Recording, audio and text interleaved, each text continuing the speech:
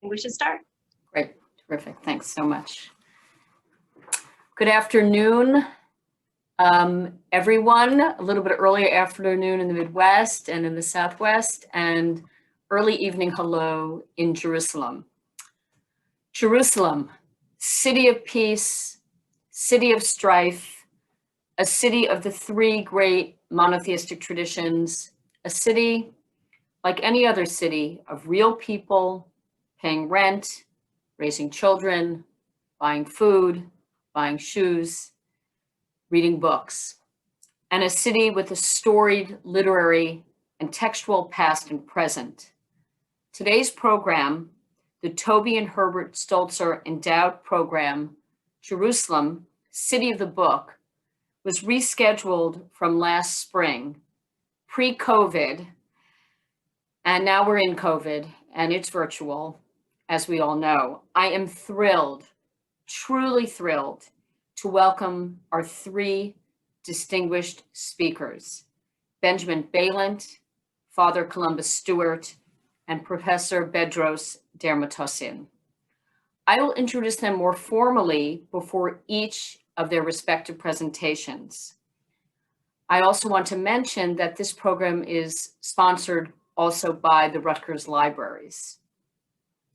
I'm Nancy Sinkoff, the Academic Director of the Alan and Joan Bildner Center for the Study of Jewish Life and Professor of Jewish Studies and History here at Rutgers, New Brunswick. I want to give you a sense of the flow of the evening or afternoon, so you know what to expect. You, our audience, are all muted. Each presenter will be introduced by me before his presentation, and we expect each of the presentations to conclude roughly at 3:30. At that point, we will unmute all of our panelists who will have the opportunity to ask questions to each other or comment on each other's work and images and presentations. At 3:40, again roughly, we will open up the questions to the audience that you have written in the chat box. Now the chat is below on your screen and you can write it in, and both myself and Karen Small will see the chat and I will pose the questions. I want to say a special thank you to Karen Small, the Managing Director of the Bildner Center, who has overseen what we're calling the digital pivot since March, when the pandemic shut down and locked down all of our on-site programs and of course, teaching and lectures here at Rutgers. Karen Small has been instrumental in making everything possible. I also want to thank other staff members who you don't see on screen, Sarah Portilla, who's the program coordinator, Jenny Gurman, who's our senior administrator of the Bildner Center and also works for the Department of Jewish Studies, and Yvette Gonzalez, who's behind the scenes for technical support today. I want to say one last thing. I can't help it. I am an archival historian, and I cannot do any of the work that I've done without the tireless devotion of librarians and archivists. So this program has particular meaning to me. Some of my favorite places in the world are libraries and archives. Every time I walk through their doors, I enter a new world, and I'm given a key, at least temporarily, to the past that I study and that I teach. Today, you, our audience, you will have the opportunity to enter the portals of Jerusalem, a Jerusalem you probably don't know, through gates that are unfamiliar to you. But I can assure you, you have great guides through those portals in our distinguished panel. So I welcome you, and I hope and I know you will really learn from and enjoy their presentations. Let me introduce our first speaker. Benjamin Balint is a writer and translator living in Jerusalem. He's the author of several acclaimed works of nonfiction, including the book that is the title of today's panel, Jerusalem, City of the Book, which he co-authored with Meirav Mak. He's also the author of Kafka's Last Trial, The Case of a Literary Legacy, which won the Sammy Rohr Prize for Jewish Literature in 2020 and has been translated into 10 languages. His reviews and cultural journalism have been published widely, including in the Wall Street Journal, Haaretz, the Weekly Standard, and his translations of Hebrew have appeared in the New Yorker, Poetry International, and Crazy Horse. And you will see on our website a link to accessible works by Benjamin Balin. So please avail yourself of that. His presentation today is entitled Preserving the Memory of Others' Hidden Jewish Libraries. I welcome Benjamin Balin to the screen. Thank you so much, Professor Sinkoff, and to all of the staff at the Bildner Center, and to all of you for joining us. And it's a great pleasure to be speaking to you about Jerusalem, from Jerusalem this evening. You know, Professor Sinkoff mentions the portals and gates of Jerusalem. And I couldn't help thinking that perhaps the most characteristic of all of Jerusalem's gates is the closed gate, which has been closed and walled up for centuries. And I think that says something about the city, and maybe something about what we'll be talking about tonight, which is, in a sense, how one of the characteristics of Jerusalem's libraries and archives, at least the most distinguished ones, is that they're inaccessible and quite hidden. And in writing this book with Meirav Mack, who is a master at persuading patriarchs to open closed gates and open closed doors, we learned that sometimes to visit a library in Jerusalem, such as the Greek Orthodox Manuscript Library, such as the Armenian Manuscript Library, it took months, if not years, of negotiation. In one case, my co-author Meirav had to fly to Addis for a day to get permission from the Ethiopian Orthodox Patriarch to instruct the local Archbishop in Jerusalem to let us into the Ethiopian Orthodox Library. An entire book could be written about just the inaccessibility of the gatekeepers and custodians of memory. But what I'd like to do today is, first of all, to defer to the two experts that we have with us, who will be, in a sense, sharing their expertise with us today. But I want to just give a sort of overall introduction to a theme of how Jerusalem can be portrayed through its books and through its libraries and archives. In other words, how might it look like to see Jerusalem with all of its crosshatched encounters between people of diverse faiths and cultures as a city of the book? How can we render a city legible, not in the usual way by talking about the city in chronological terms as a series of conquests, etc., but as the way we experience Jerusalem, or in fact any other city, which is we don't experience it chronologically, we experience it as a jumble of strange juxtapositions in which we leap in any given stroll, let's say, through the old city from one historical era to the other. So what binds these things together? Well, first of all, each of Jerusalem's rival communities has been bound by a shared imagination of Jerusalem itself, and each has put down an anchor into the earthly Jerusalem, right? So Jerusalem, you can classically distinguish between what the Talmud calls Yerushalayim Shel Mala, the celestial Jerusalem, and Yerushalayim Shel Mata, the very earthly and mundane Jerusalem. And that duality plays a part in its material culture as well. And we came, Meirav and I, as we strolled through some of these places, and I want to take you for a very brief stroll. You can look at it as a stroll through some of these obscure corners of the city.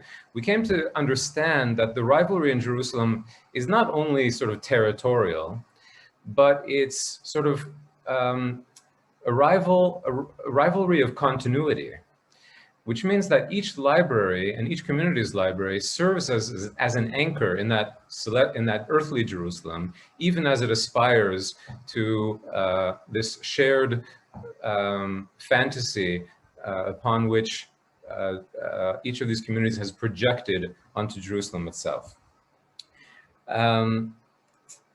Like a city, you know, a library can be a form of uneasy cohabitation. And we came to see libraries, whether from the humblest ones or the most venerable, not just as a collection of books, but as really a space that encompasses and mirrors us and allows us to think about the gap between what we see and what we want to see. And ultimately, the metaphor that guides our book, which came out just last year, is the metaphor of reading Jerusalem as if it were a palimpsest, a text in which one layer has been overwritten on an older layer without entirely erasing the text beneath. And in a sense, Jerusalem can be seen that way. One last introduction before we get to some specific examples. Jerusalem can also be seen, if we read it as a city of the book, as a kind of center of gravity which attracts culture, material culture in the form of manuscripts, among other things, from the four corners of the earth into itself, from its multiple diasporas, Christian, Islamic, Jewish. And then also, in a sense, there's the opposite motion in which Jerusalem radiates its culture, radiates its books to the four corners of the earth. So some of the collections that we saw in Jerusalem were brought from elsewhere, sometimes on the backs of pilgrims who came to Jerusalem by foot. And many of the best collections of Jerusalem are no longer in Jerusalem. They may be in an archive in St. Petersburg or in Moscow or indeed in New York. So with that in mind, I want to give you some examples of how Jerusalem can be, this particular way of looking at Jerusalem can underscore this theme of preserving the memories of others and how those rivalries can be overcome.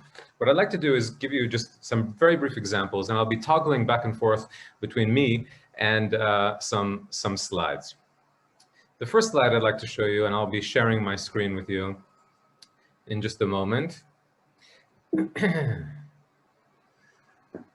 is that we started our first visit to a library in the ultra-Orthodox neighborhood of Mea Shearim. By the way, the layout and urban design of Mea Shearim was done by not an ultra-Orthodox Jew, but by Konrad Schick, a German missionary. And we visited a man named Rabbi Shlomo Fruchthandler, who you see on the screen, who's the archivist of what's called Kolel Chibat Yerushalayim, popularly known as Kolel Galicia. And on the wall of this building hangs a historical map of what was once Galicia, which used to be part of the Habsburg Empire and now comprises parts of Western Ukraine and southeastern Poland. It was the heartland of Hasidic Jewry, the birthplace of writers like Shai Agnon and Bruno Schulz and many others. And at the center of the map, there's a dot for Lviv, otherwise known as Lemberg, once a flourishing center of Yiddish literature. And that map, like the archive over which it presides, serves a practical purpose. And that is the Kollel exists to assist Galicianers, anyone who can point their origins to a dot on that particular map, and to provide a social support system for the poor of Jerusalem. So even though these dots mark communities that have not existed since the end of the Second World War, that map still governs the ethos of the place. Beside the map, there's you can see it a little bit on your screen, is a cast iron safe in which there are the archives of the Kollel, correspondence and travelogues of what are known as shadarim, or emissaries that the Kollel sent across Europe to raise funds for Jerusalem poor. And among them are several boxes of glass plate 19th century photos of poor families, which these shadarim would bring on their trips and to help raise funds. Fruchthandler is in this slide holding up such a plate. Some of these plates exist exactly as you see them in this image. That is, they have been developed one on top of the other. In other words, we have a visual palimpsest. This is how they actually look. Quite beautiful image. Now, we wanted in each of our visits to try to help these librarians and archives, since many of these libraries and archives have not yet been digitized, including this one. No historian has yet plumbed the depths of this particular archive. I had the feeling when I left this building that 16 PhDs could be written from this material. One of the reasons that that Fruchthandler and his community, which defines itself as non-Zionist, has not yet digitized these photos, is that they have declined to cooperate with state institutions like the National Library here in Jerusalem. And also something else, which is that Fruchthandler said that he's much more urgently concerned with feeding the poor who arrive on his doorstep every day than with documenting the poor from the last century. this is just another photo that I took of what the archive looks like. So to seek the advice of Jerusalem's leading expert on such glass negatives, Meirav and I walked several hundred meters from Mea Shearim east to St. Stephen's Monastery, which is the home of the Dominican community of Jerusalem, the École Biblique. And we brought with us several slides from this Kolel Galicia collection, cognizant of the fact that no rabbi from Fruchthander's community has ever set foot in this monastery several hundred yards away. And we wanted to consult with Father Jean-Michel de Tarragon, who's a great expert in the conservation and digitization of such treasures. And at the same time, we realized that this was going to be a difficult, if not impossible, task. As we were there, we came to know Father Pavel, who's the Dominican librarian at the moment. And he said, oh, yes, I want to show you a special shelf in the basement of our library. Now, this library has existed since the 19th century, and it focuses on ancient Near Eastern culture, archaeology, biblical studies, and biblical languages, the grammars and lexicons of the ancient Near East. And Father Pavel tells us the following story. He says, you know, not far from Kolel Galicia used to live in the end of the 19th century the man who revived modern Hebrew, Eliezer ben Yehuda. And you know that when ben Yehuda was compiling his dictionary, which was the groundwork of modern Hebrew, he would come to the one library in Jerusalem which had the dictionaries that he needed, and that was the École Biblique. And he used to walk down the hill every day to our library and consult this shelf. And in his honor, we kept the shelf intact. And he pulls off some of these grammars and lexical books, which still have the marginal notations of Eliezer ben Yehuda. And he says this is a point of pride with us Dominicans. And we have the urban legend here at the Dominican monastery of the École Biblique that, in fact, modern Hebrew was born here in this very place with the Dominicans. It so happens that Eliezer ben Yehuda was friends with the founder of the Dominican community in Jerusalem, a man named Father Lagrange, who actually represented Eliezer ben Yehuda when he was jailed by the Ottoman authorities for slander, and that's another story for another time.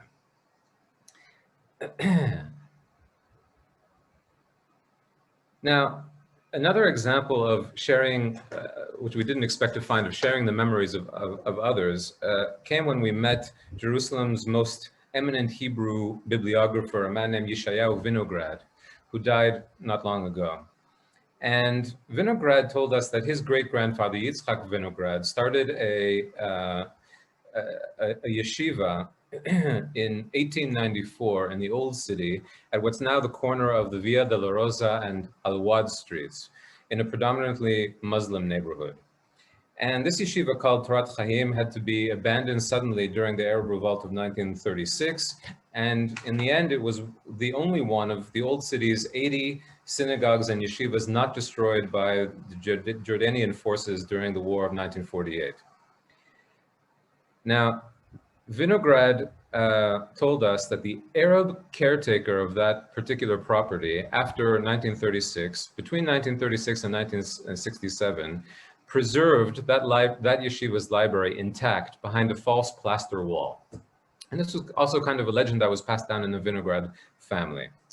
Days after Israeli paratroopers recaptured the Old City in 1967, Vinograd returned to that corner at Al-Wad Street, accompanied by then Major General Chaim Herzog, who was later to serve as the president of Israel. Vinograd recognized the building, but not the caretaker that he knew as a child. The caretaker, it turns out, had died in the interim, and the man who greeted Vinograd and Herzog was the caretaker's brother. And much to his astonishment, the caretaker's brother took him upstairs, tore down the false plaster wall, and there was the yeshiva's library intact after all those years. In his memoirs, Herzog would recall the rediscovery of the Torat Chaim library as one of the most moving moments of his visit to the Old City after the war. Now, when we visited him in his home, Vinograd could not remember the name of the family of the savior of those books. So we did what you do in Jerusalem, which is you knock on doors. So we went to that particular corner, in search of this story. It happened to be the first day of Ramadan and the morning after Yom Yerushalayim, Jerusalem Day. So the atmosphere in the Muslim quarter was quite strange and sluggish. And we just asked people, we asked shopkeepers, one of whom said, yeah, of course I know that story. And he led us to a street called Barkuk Street. And after some hesitation, this woman who you see in the slide, Dina Al-Basha, opened the door to us, welcomed into her family's apartment. And her family's apartment is in the same building, just accessed through another staircase, as the yeshiva is today. And she gingerly sort of placed a portrait of her father, the savior of these books, next to her on the couch, and told us about her father, Ibrahim Pasha, who was an educator, very well admired, and the man who safeguarded the Vinograd library of 3,000 books. And we asked her, what makes some people treasure and preserve the memory of others, even in languages that maybe they themselves can't read? And Dina simply, with very disarming simplicity, said, well, you know, it was the right thing to do. Now I'll toggle back to me, if you don't mind seeing me for a couple of minutes here. Because the next story actually has no photographs associated with it, for the simple reason that no photographs are allowed. I should mention that in preparing the book, we took around with us on many of our strolls the renowned photographer Frederick Brenner, whose portraits are in the book. So we had heard about another Hasidic library called the Karlin Stolin Hasidic Library in Jerusalem, and we heard that the present Rebbe, the leader of that community, holds court every week, and the library is housed in the Jerusalem home of this Rebbe, whose name is Rabbi Baruch Shochat, who ascended to the throne of his community at the ripe old age of 9. And in his early 20s, the Rebbe, as one of his first initiatives, asked a Karliner Chassid in Jerusalem, whose name is Rabbi Shimon Schwartz, to help rebuild the Karliner library. Now imagine this waiting room. Maybe you can imagine the waiting room of like a psychoanalyst or something, right? Where people go in for a few minutes and then they come out. Well, that's the waiting room of the Rebbe. And Rabbi Schwartz has said to us, be very concise. The Rebbe may not consent to see you for more than 2 or 3 minutes. Well, after 45 minutes, we had the attention of the Rebbe, who refuses to be photographed. And he explained to us that first of all, he had a fantasy of going incognito with us to visit some of the other libraries of Jerusalem. He peppered us with questions about the Syriac community where we had been in St. Mark's, which I hope Father Stewart will speak about. He asked if we had come across any of the traces of the lost portions of the Aleppo Codex. And finally, we asked him to see his library, and he demurred. And he said that, like many other Jerusalem libraries, the Karliner Hasidic library is defined precisely by the gaps on its shelves. Here I make a slight digression. Another great library of Jerusalem was the library of the great scholar of Jewish mysticism, Gershom Scholem in Rechavia. A whole book could be written about that library. It now is intact in a room at the National Library. Now, Scholem was famous for keeping in his library, which ran from floor to ceiling, one shelf, which was empty. And there were a lot of rumors in Jerusalem about that shelf.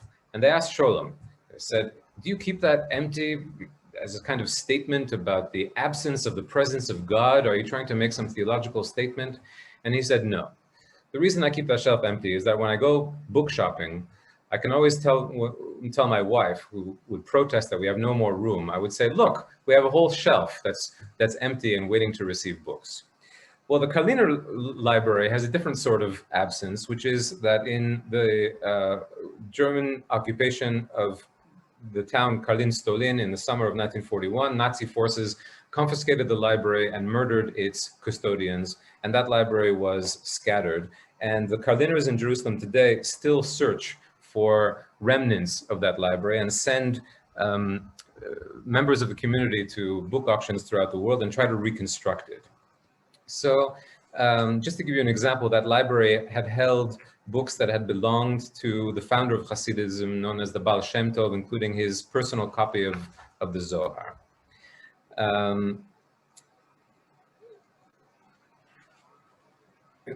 Finally, we realized that the Kardiner Library is an example of a library that's both radically open and radically closed. And Rabbi Schwartz, who's the librarian, made an astonishing confession to us after we saw the Rebbe. He said, "I'm the librarian, and I myself in all these years have never stepped foot in that library. Only the Rebbe himself goes into that library. The reason is simple. We digitize everything as we acquire it. We make it public. Even if making it public and digitizing it makes the value of that particular manuscript plummet, we do it so that everyone can have access to that particular text." And he said, "Why would you need, to see the library? I understand that you saw some of these other Jerusalem libraries, but all of our texts are online. You can see them better that way." And we realized that this library remains in a kind of placeless purgatory, a kind of no place. And Rabbi Schwartz attributed the Rebbe's extreme caution to precisely earlier loss. And he said, quote, "The Rebbe is afraid that something might happen to the library again." And that again really lingered with us. So I'll say one more thing about this library, which is that the esoteric spell that was cast by the Hasidic movement, like the Kardiners, gave rise to the Haskalah. We might be called kind of the Jewish Counter-Reformation. And the founding father of the Haskalah, Moses Mendelssohn, wrote in his classic, he called his classic treatise, Jerusalem or on Religious Power in Judaism. That was in 1783. In articulating a Jewish political theory, Mendelssohn did not call his utopian society a utopia. He did not call it a no place. He named it Jerusalem. Now I'm going to switch back with the concluding moments to the slides, if I may.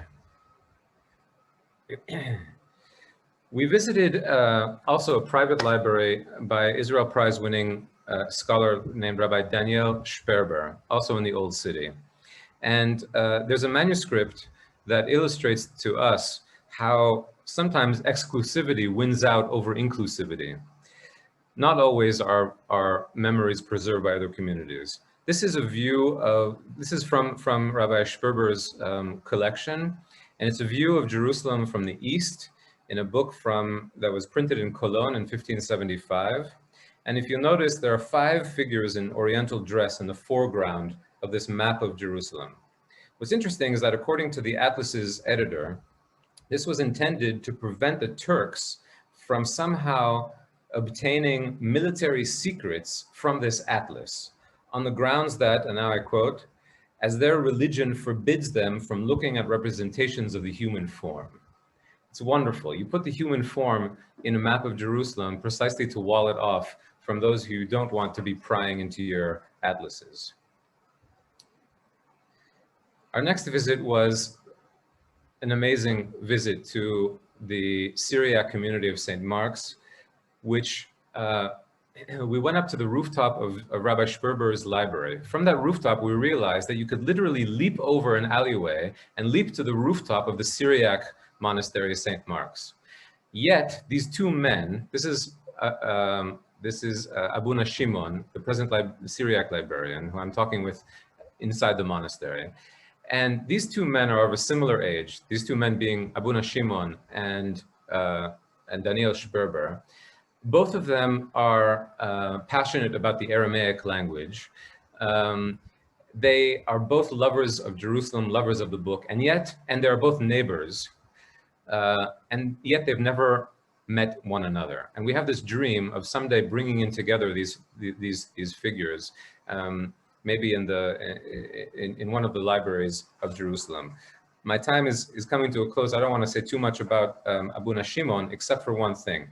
During this conversation that I'm having with him here, he told us that in 1983, the monks at St. Mark's were approached by Israeli authorities. It turns out that in 1948, Syriac monks had rescued several Torah scrolls from a torched synagogue in Damascus and smuggled them right here to this building in Jerusalem. And they were there from 1948 until 1983, when the deputy of mayor of Jerusalem came and paid a visit to Abu Shimon, who had only been in the country then for a couple of years. And he offered an exchange for these Torah scrolls to help the Syriac community regain certain chapels in the Church of the Holy Sepulchre from the Armenians, another rivalry. That promise unfortunately went unfulfilled, and Abu Shimon told us that he felt that returning the Holy Scriptures to the Jewish authorities, in this case the Israeli authorities, was the just thing to do, but we were unable to track down the current home of these texts. I think my time is almost up. Yes, Nancy? Okay. I want to say one more thing. This idea that threads through not just the Jewish libraries of Jerusalem, which I've touched upon briefly, but also all the libraries and archives of Jerusalem, is that of return, of an individual, of a community to a geographic place. We speak about Jerusalem, we speak about ingathering, but ingathering means not just people, not just refugees who are seeking refuge, ingathering also of textual culture. And that impulse to return, I think, animates Jerusalem's librarians and bibliophiles.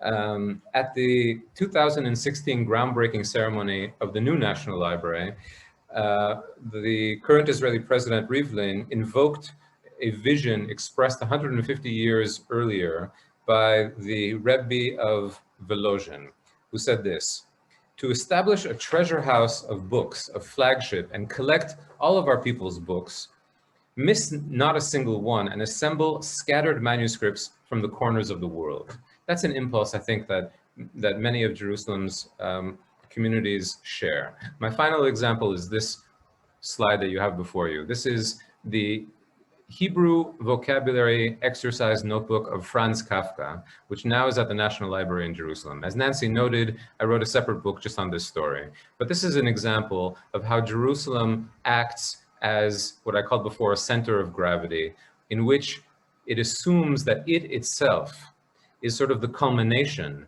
of a story that began elsewhere. Franz Kafka never stepped foot in this place, and yet, by virtue of certain longings that he had, in this case towards the Hebrew language at the end of his life, before he died in 1924, it was seen fit that the National Library, after a many-year international legal battle, won the right to declare that Franz Kafka's literary legacy should belong not in Germany, because he wrote in German, but precisely in Jerusalem. And Jerusalem, as the culmination of that story, I think speaks to all of the communities of Jerusalem. It's layer upon layer of palimpsestic text. And with that, I will hand the baton over, and we can hear from the real experts on some of these questions.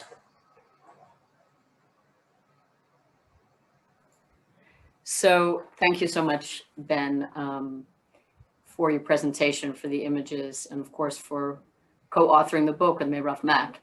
I'm about to introduce our next speaker, but I have one thing that I aired on. I want to make sure that I also mention that the Center for Middle East Studies at Rutgers is also a sponsor, and I thank my colleagues there for their support.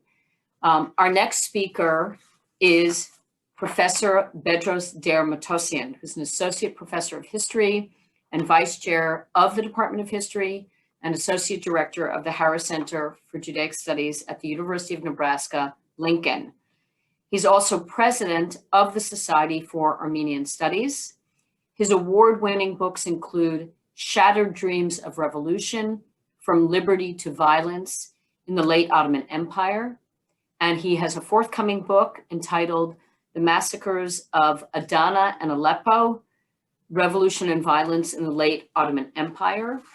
He's also a native son of Jerusalem, and his presentation today is entitled Literary Treasures of Armenian Jerusalem. I welcome you, and I look so forward to what you have to teach us about Armenian Jerusalem. Thank you. Thank you very much, Professor Sinkov, for inviting me. I'm going to show you a PowerPoint presentation about the treasures, Armenian treasures in Jerusalem. Just let me go to from start. So basically, this is the main courtyard of the Armenian cathedral. Bedros, you're not. We're not seeing your screen. Oh, sorry.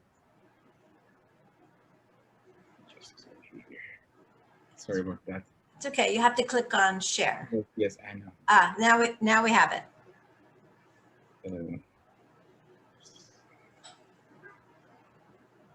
All right. So basically, this is the courtyard of the Armenian Cathedral of Saint James.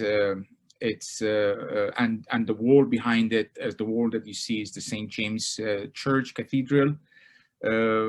Armenian presence in Palestine dates back to the 4th century, when Armenian pilgrims began arriving in Jerusalem after the uncovering of the holy places of Christianity ascribed to Saint Helena, the mother of the newly converted Emperor Constantine I. So we have proofs of Armenian presence based on their on scriptures that they left, on their writings on walls and in Sinai Desert, etc. All of these have been covered by Professor Michael Stone from the Hebrew University of Jerusalem. So eventually this led to the proliferation of Armenian convents and monasteries in Jerusalem. In its height, Armenians had 72 convents in Jerusalem, indicating and highlighting the importance of Jerusalem for Armenians. The Armenian Patriarchate of Jerusalem was established in the 14th century, and eventually Armenians started pouring into Jerusalem. You have the old community of Jerusalem and you have the new community of Jerusalem. The new community was formed after the Armenian genocide, when Armenian refugees, or those who were able to escape the genocide, arrived in Jerusalem, including my family, who settled on the Via Dolorosa Street in the Muslim Quarter, and that's where I grew up. And they still live in the same house on Via Dolorosa. So what I'm going to discuss today is the three things. Of course, Armenian Jerusalem is not only a city for Armenians, as I'm calling it Armenian Jerusalem. Let me just minimize the picture here. I'm calling Armenian Jerusalem because of its importance for Armenians in general, because of its importance for Armenians of Jerusalem. So it's a unique identity of being Armenian in Jerusalem. It's the most important place outside Armenia, both historically and in terms of cultural treasures.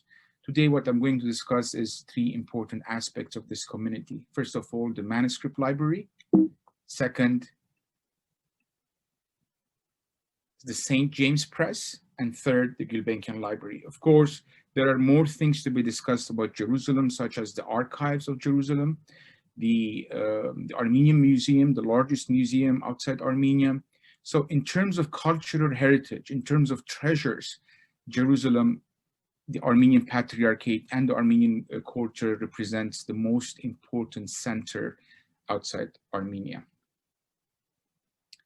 So the manuscript library is an extremely important treasure trove for Armenians in general. It's the greatest repository of Armenian culture and numbered among the largest collection of Armenian manuscript in the world. It has the second largest number of Armenian manuscripts outside Armenia. There is some evidence that an Armenian scriptorium was established in Jerusalem by the middle of the 5th century. As I said, in the 4th century, the pilgrims came to Jerusalem, Armenian pilgrims, and they stayed there and established convents and started forming a community. And the number of manuscripts are 4,000 manuscripts to be found, arranged by serial numbers, and all 4,000 of them exist today in Jerusalem. And from 1897, the manuscripts were found in different places, hidden in different areas, due to the vulnerability of Jerusalem to make different political upheavals. But it was in 1897 that the manuscript collection was transferred to a church which is called the Church of Saint Theodoros, St. TOROS, in the Armenian Cathedral of Jerusalem. The Armenian Cathedral is not only a cathedral, it's a mini kind of community surrounded by a wall that has in its everything in terms of social clubs, in terms of the Armenian library, Armenian churches, Armenian convents, the museum, the manuscript collection, Armenian secondary school, Armenian primary elementary school, St. Turkmancha school, playgrounds, everything. It's kind of a small Armenia within Jerusalem itself. And out of 4,000 manuscripts, 200 are located in the treasury of the Patriarchate. And the treasury is somewhere hidden within the St. James Cathedral, which has 3 keys to it. The 3 keys are kept by different people who only can come together and open the door. And the treasury has extremely important, valuable items from the medieval period and so on. And those very important items, such as the manuscripts, the 200, which are gold-plated and which are very rare from the medieval period, are found in the treasury. The rest are in the manuscript. And these manuscripts are in classical Armenian, are in Syriac, Coptic, Ethiopic, Arabic, and Ottoman Turkish. So we have a variety of manuscripts. This is the altar of St. TOROS Church, which is inside the Armenian Cathedral. This is the shelves of the manuscripts, and this is Miss Arpik Kahvejan, who is the librarian of the manuscript. And here you have the 4,000 manuscript, which recently were removed actually due to renovation, and were taken to the Gulbenkian library, which is a library I'm going to discuss in a second, to be kept and preserved in a much better shape. As you can see, these are the numerations of each manuscript until number 4,000, 696, 697.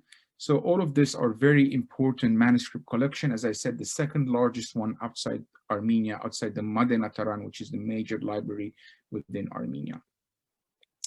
The oldest dated manuscripts now preserved in the treasury because of its importance. First, we have a gospel manuscript written between 1028 and 1064, number 2556. The second one is a gospel of the years 1064-65, number 924. And these manuscripts are actually some of the most important manuscripts are from the region of Cilicia. This is today's Turkey. Israel and Palestine should be down here. This is Adana. This is the Mediterranean, and this is the Kingdom of Cilicia, which began in 1199 and ended, collapsed in 1375, which represent the silver age of Armenians. It's a cultural kind of eruption, cultural representation. It was a major political entity that from the east communicated with the Crusades, and from the west, the Crusades, and from the east, the Mongols, and played an important role during the Crusades period. So one of those most important gospels is the unique piece handwritten, which is called the Gospel of Queen KERAN. Queen KERAN was a Cilician queen, and it was created by the order of Queen KERAN in Sis, the capital of the Kingdom of Cilicia, 1272. And the images depicting in this gospel are very, very important images, beautifully drawn by the most important Armenian artist, TOROS Roslin. I'm going to discuss him in a second. And images represent the Annunciation phase, the resurrection, and the crucifixion, among others, of Jesus, the life of Jesus. The gospel was compiled by a scribe named Avedis, and it was created by the prominent, as I said, 13th century representative of the Cilician school of miniature, a person by the name of TOROS Roslin. And this is one of the images of the Gospel of KERAN, and this is KERAN here, the queen, and this is her husband Levon, the king Levon II, and these are her children, and this is Jesus in the middle. So kind of a beautiful gospel representation of the TOROS Roslin schools of miniatures, and this is another yet pages from the gospel. So of course the cataloging of the manuscripts took many years.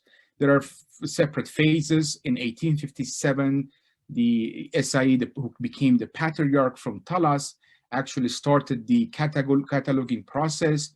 Then chronicler Dikran Savalanyans took over in the 19th century, followed by Mesrop Nushanyan in the 20th century, who became librarian in 1906, then became patriarch for a short period of time during the British Mandate period. But I think the most important person to really bring the cataloging into its current form is Bishop NORAYR BOGHARIAN, whom I remember as a kid playing in the Armenian quarter, in the Armenian near his residency, and he was appointed as the librarian for the of the manuscript in 1950.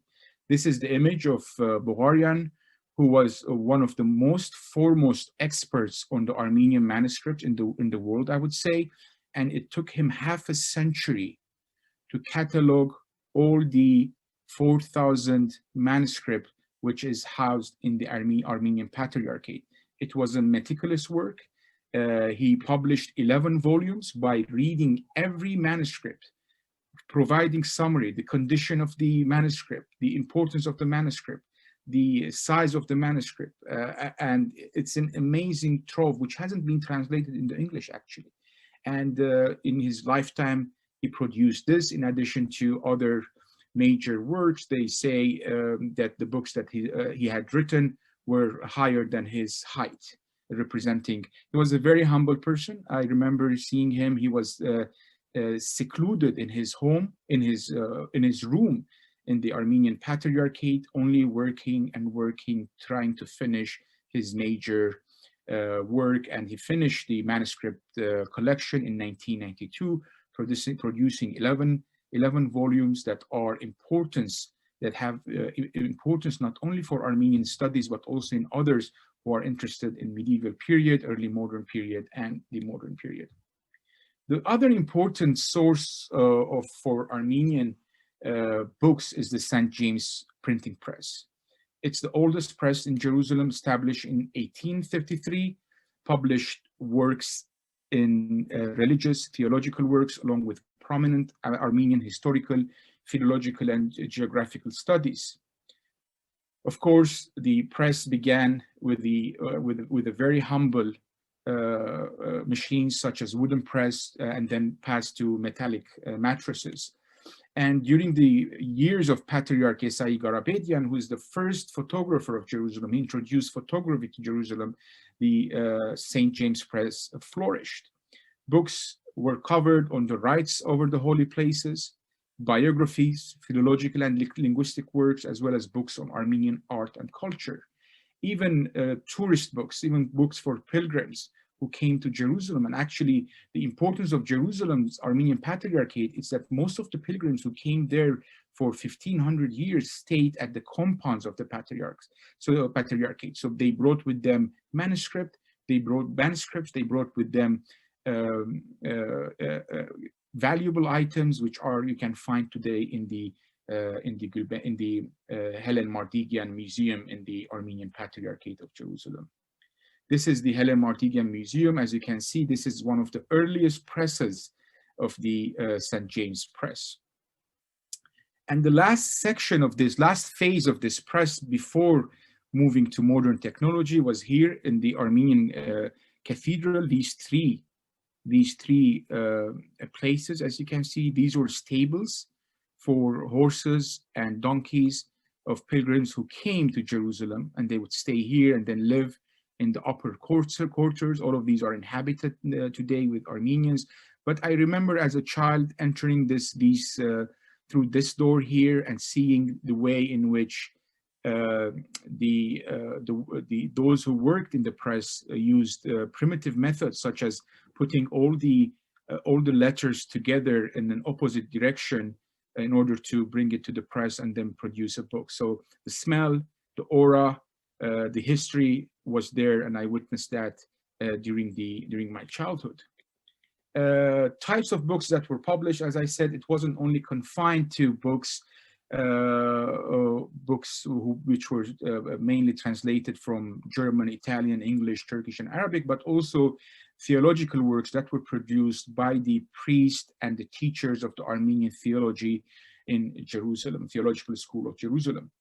And when it comes to Armenians, we have three types of Armenians that were published. We have classical Armenian, we have modern Armenian, Western Armenian, and we have Armeno-Turkish. Armeno-Turkish is part of my expertise too. It's Ottoman written in Armenian letters. You have the similar with Garshuni, which is Armenian written in Syriac letters. You have Judeo-Arabic. So it's the same genre family that was very prominent in the Ottoman Empire for those Armenians who did not know Armenian but read and but were able to read the letter, and hence were able to read Armenian in read Ottoman in Armenian letters.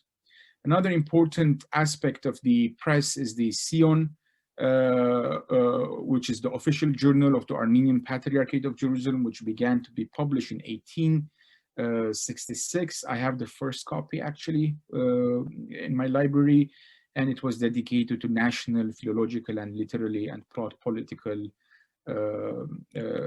aspects. The last important institution in Jerusalem in terms of literary production is the CALOUSTE GULBENKIAN Library. It's the largest library outside Armenia, which houses about 100,000 books. The vision was inspired by Patriarch Yerishe Turian. Remember, this is the post-genocide period. There is an urgency of reviving the Armenian identity. It's the rebirth of the Armenian culture, and Jerusalem itself became one of the most important cultural centers and attracted the most important intellectuals that were able to survive the genocide. The benefactor of the library was CALOUSTE GULBENKIAN, the major oil tycoon, otherwise known as the Mr. 5%, whose treasure, whose center today is the Lisbon in Portugal, a billionaire. And he gave the money, and the culmination of this effort is one of the largest and most important collections of Armenian books in the world. And the holdings that make the CALOUSTE GULBENKIAN Library truly remarkable, this is in addition to the manuscript, is that they have rare collections of Armenian inconbulas, Hanadib in Armenian it's called, incorporate printed books from 1550 to 1850. So these are not the manuscript, these are the earliest book that were printed by Armenians with the print revolution. Of course, we know that the most important center was Venice due to the Armenian Catholic monastery, the Mkhitarist congregation.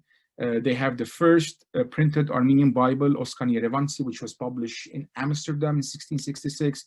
And the Gulbenkian Library also houses the third largest collection of Armenian newspapers in the world, after Vienna and the National Library. And I worked here in all of these material. And of course, Sion, as I said, it is the most important religious organ of the Armenian Patriarchate, which still goes on. It was published in 1866. Of course, in addition to these, I'm going to show the pictures, but in addition to these, we have the Armenian archives, the Patriarchate archives, which are in the process of being digitized. We have the Armenian Genocide Archives, which I've worked on it and I've published about it, which houses the most important, about 20,000 documents about the Armenian genocide housed in the Armenian Patriarchate. And now I'm involved in a project of cataloging these material and eventually digitization and cataloging process. This is the Gulbenkian Library itself, the largest library around the globe after Armenia, Armenian National Library. And this is the interior of the library, which has been renovated about 20 years ago, and it's very modern now. The shelves are new, everything is new, and it's a very important center for Armenians. And by this I finish. I want to conclude that Armenia is not only in terms of Armenian Jerusalem, it's not only in terms of Jerusalem as a city, it is an Armenian Jerusalem because of Armenian historic presence in Jerusalem. So Armenians consider it as part of their national culture, as part of their religious culture, as part of their religiosity in Jerusalem. I mean, I'm a graduate of St. Stark Munchat School, and I remember the last the last class, the final class of the final year of the school, we took a course which was called Armenian Jerusalem, taught by Dr. Roberta Irvine, a preeminent Armenian Armenologist and medievalist, who actually took us tour in different parts of Jerusalem in order to understand the presence of Jerusalem. As I said, there were 72 monasteries in Jerusalem in the course of history. Thank you very much.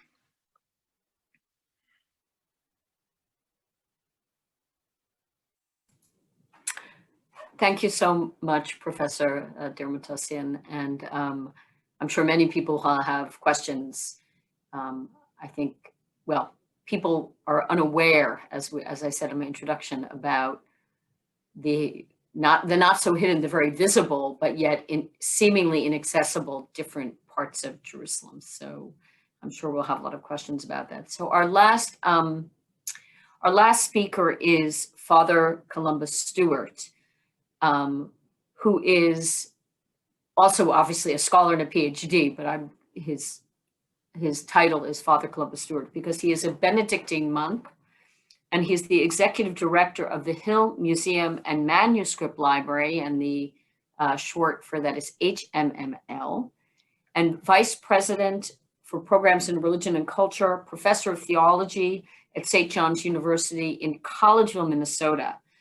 And he has traveled throughout the Middle East, Africa, Eastern Europe, the Caucasus, and South Asia, cultivating relationships with communities that possess historic manuscript collections from the early medieval to modern periods.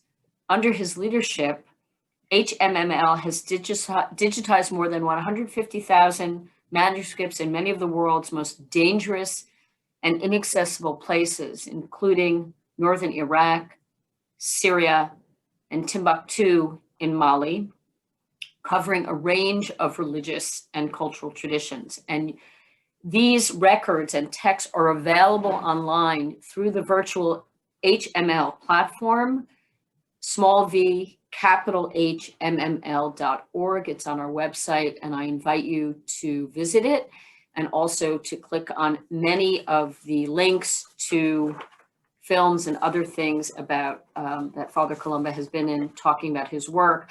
I will say on a personal note, I have connections with all these panelists in different ways, but many years I had the great privilege to be at the Institute for Advanced Study, and Father Columba was there.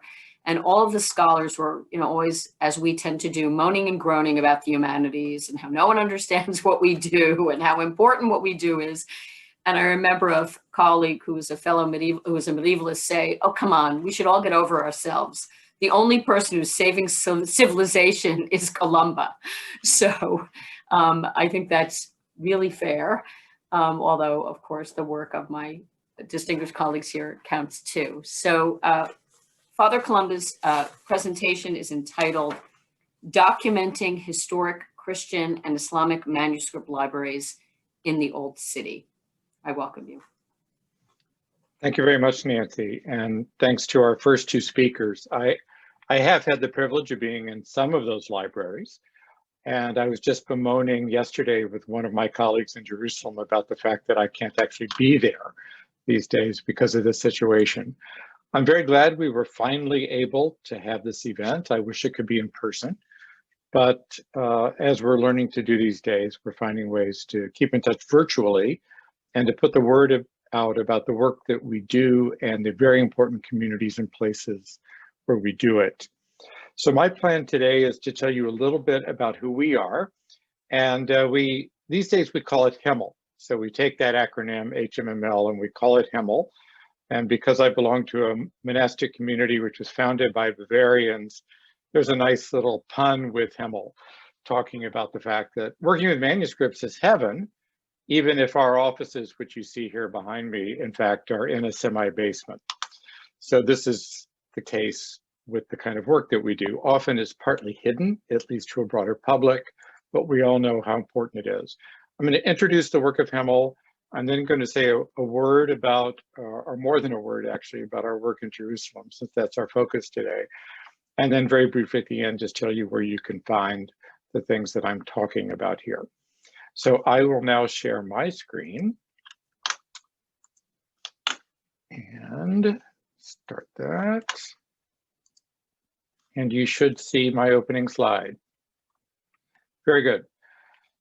So as Nancy mentioned, I am a Benedictine monk. I'm wearing my Benedictine habit today, even against the backdrop of that very modern office behind me. And there is a kind of cliched understanding of Benedictine monks as being preservers of culture. The monk hunched over the scriptorium table in the Middle Ages, preserving libraries throughout the Dark Ages and other depredations. And there is something about this being an inspiration for the work of Hemmel, but even more to the point is the work of more modern Benedictines. And I just want to highlight somebody you may never have heard of, but who is of critical importance for modern scholarship. And this is a Benedictine named Jean Mabillon, as you can see, 17th, 18th century. He was a member of a Benedictine congregation that was wiped out in the French Revolution. But their monastery at Saint-Germain-des-Prés, a church in the area of Paris, many of you may know well, was a center for the gathering of manuscripts after the invention of printing. And it is the Moorish Benedictines who began the scientific study of paleography, ancient writing, the creation of what you might call the first modern critical editions of ancient texts. And they were deeply committed to this idea that the knowledge of the past can be of some use to us. It was against this background that our founder, and you see the nice two portraits, they've each got a quill. Our founder, Father Oliver Kapsner, is a much more modern monk. Although to his dying breath, he was a partisan of the card catalog. Could never be persuaded computers had anything to offer in our work, which is a bit ironic, given the fact that almost everything we do now is digital. But it was Father Oliver in the 1960s who led initiative to go into first Austria and then other parts of Western Europe during the Cold War. And the idea behind the mission to microfilm medieval manuscripts, initially Benedictine, then others, was that there was a genuine possibility, we thought, some of us can remember that far back, of a World War III, and that it would be nuclear, and that the destruction of cultural heritage that we'd seen in the first two world wars and other wars, of course, would be even much more devastating with the use of nuclear weapons. So the project started in that wonderful old VW bus that, again, some of you may remember from your youth when it would typically have a surfboard hanging out the back on its way to California. So the quick timeline, founded in 1965, early on the mission expanded beyond just monasteries to work in Ethiopia with Ethiopian Christian manuscripts, just as Ethiopia was going into a revolution. Since 2003, we've made the digital turn, and we have largely focused on digitizing libraries in various areas where manuscripts are endangered in modern terms. So I mentioned the Cold War and the previous fear of danger to European manuscripts. Now our focus is on endangered collections in other locations. So started in 2003 in the Middle East and India with Christian manuscripts. 2011, because of our Syriac projects in the Middle East, we began work in Jerusalem at St. Mark's Monastery, which you'll hear more about from me in just a moment. And then it was in Jerusalem that we made a very important decision in our work, and that was to expand our scope to Islamic manuscripts. And the logic in Jerusalem being where this decision was made is, as Ben pointed out, these communities have lived next to each other for centuries. They have in fact interacted, even if their librarians haven't met each other sometimes. They've done business, they've surely had periods of tension and conflict, they've engaged in religious polemic with each other. And if we were going to photograph Christian libraries in the Old City, we needed to expand it to include their Muslim neighbors.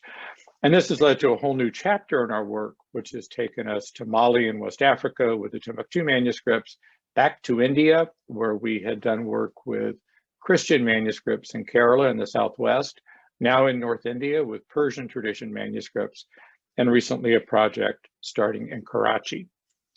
So what do we do? Well, essentially we're a library of libraries, and we create partnerships with other libraries to digitize, archive, and share their manuscripts.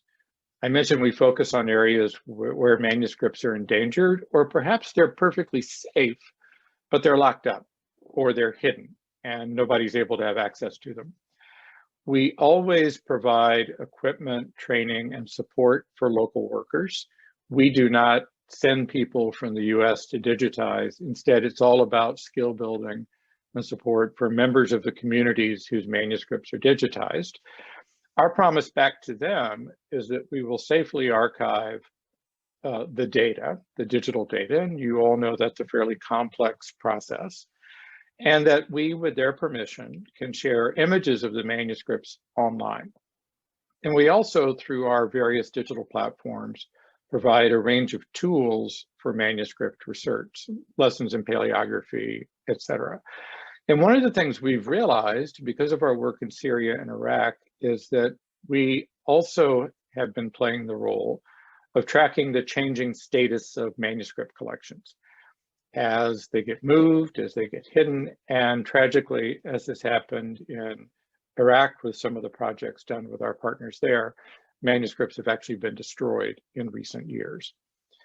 So the basic approach we take is we photograph complete collections of manuscripts. We don't cherry pick. We don't decide now what people in the future may find important. The idea is to get the best possible digital representation of the holdings of that library. And we typically prefer to cover regions rather than isolated collections. Manuscripts move around. You have to get a certain amount of data and number of manuscripts to have meaningful understandings of particular traditions or their contacts. And this also led us in the direction, as I mentioned, of working across religious and linguistic boundaries within those regions. And this is particularly the case of our work in the Middle East.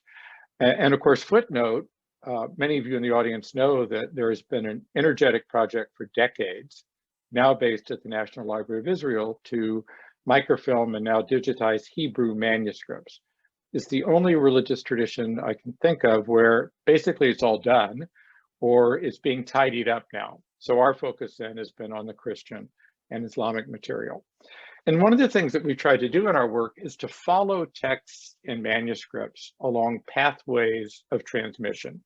And what I mean by that is texts travel, and they often travel across linguistic and even religious boundaries. And I can show you a couple examples of that today. And so we like to follow where the manuscripts have gone. So this is where we've been working either right now or very recently. We still work in Europe, but we tend to work more increasingly in the Balkans and Eastern Europe. We've done a lot of work in Lviv, by the way, which was mentioned earlier, that other city of palimpsests.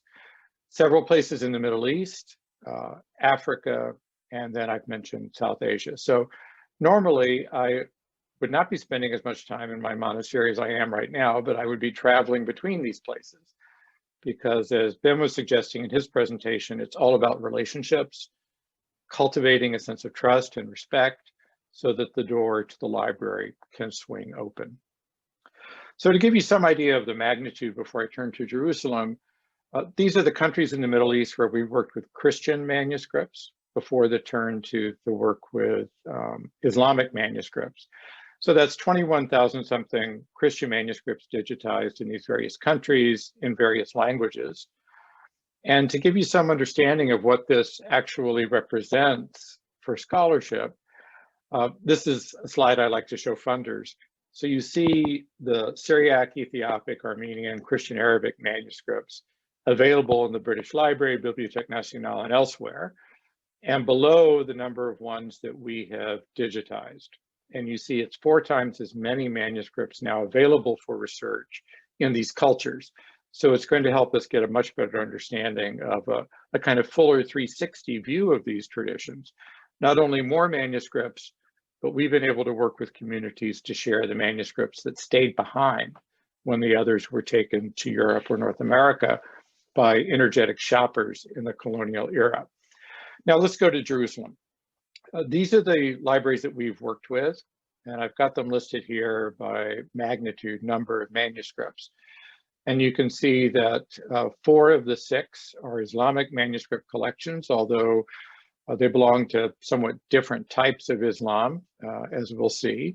And then there are 2 Christian libraries. There's the St. Mark's Monastery Library I already mentioned, and then the St. Anne's Seminary Library. Now, if we want to map this, and everybody knows that Jerusalem is all about maps. It's all about territory and control and particular identification of areas. These are the various libraries that were just on that slide. And that's much of the old city that you're seeing here in this map. So you see the Haram al-Sharif, or the Temple Mount, right there on the right. And you can see how close these libraries are to each other. So that when Ben was talking about going a few yards or looking over a wall to see another library, absolutely the case. You just have to know how to find your way through the alleyways of the old city to get from one to the other. So with that, and this sense of how incredibly dense the manuscript culture of the old city is, let's go look at some of these in more detail. So we've already heard a little bit about St. Mark Syriac Orthodox Monastery. It's a popular Christian pilgrimage site, recorded to be the home of St. Luke. They claim to be the oldest church in Jerusalem. They're not the only ones, but of course our interest is their library, not necessarily their pilgrimage site. And here's Abun, as they say in Syriac, or Abunashimun again. Incredibly generous, kind, extremely photogenic. So there are many photographs of Abunashimun around the world. And of course, he was our way into the library, just as he was for Ben and other visitors. Now, it's a very interesting collection, as you would expect. It's full of Christian manuscripts in Syriac. Here's an example of a text important to me, the Syriac Book of Steps. I actually wrote my doctoral dissertation on this text. And this particular manuscript, the oldest by some centuries, was barely available to the Hungarian scholar who did the critical edition in the early 20th century. He just had some notes about it. So now it is digitized, it is available. 6th, 7th century, this is not unusual for Syriac manuscripts to be this old. This is very unusual for other manuscript traditions, because they've tended to be kept in places where the climate was not favorable toward the longevity of manuscripts. Syriac is a great exception. So we have a lot of manuscripts from the 6th and 7th century. And here you see a nice, very legible Syriac book hand. And these are ascetical treatises, both the Book of Steps and Isaiah of Scetis. Isaiah of Scetis, actually not a Syriac work originally, but very popular in Syriac translation. But this library also has other interesting things, which gives us an example of the kind of contact that we've heard about already. This is a manuscript of the 18th or 19th century. It is in Garshuni, so this is, in this case, Arabic, written in Syriac letters. We heard about Armenian Garshuni earlier. So this is Syriac Christians who know their own alphabet, who want to read something in Arabic. And this was a way that they kind of had their own private form of Arabic. So this is a kind of transcription in Garshuni, if you will, of a very well-known text written by a Muslim with a history of physicians from antiquity and then more recent physicians and so on. So this was a text that was very popular in a variety of religious traditions and languages, read by Christians. However, each tradition which receives the text leaves its mark. And the example highlighted here by our cataloger, Joshua Mugler, and it's to Josh I owe a lot of the information I'm going to share with you about the Arabic material today, because he's been the one working on these collections. In this particular text, in the part of the introduction where the author, Ibn Abi Sabiya, praises the Prophet Muhammad, the presumably, who was the Christian scribe who did this, replaces his name with the Prophet Moses. So you receive a text and then you make it a little more accommodating or comfortable for your own tradition. So I mentioned that it was in Jerusalem that we made our turn into working with Islamic tradition manuscripts as well. And the the way this happened is because somebody knew somebody. Our field director in Jerusalem is a Palestinian Orthodox Christian. He was very good friends with Raghib Budeiri, who's a member of one of the old Muslim families of Jerusalem. And he was telling Raghib about his work with us, and the response was, well, what about our library? We have manuscripts too. Would you be interested?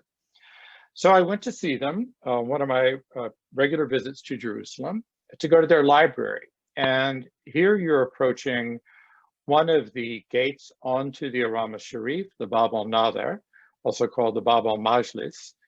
And just before you get to the Israeli soldier who's telling non-Muslims they can't go through this gateway because you have to go around to the high security gate that many of us have been through, you find the Budeiri Library. So it is literally cheek by jowl with the Temple Mount.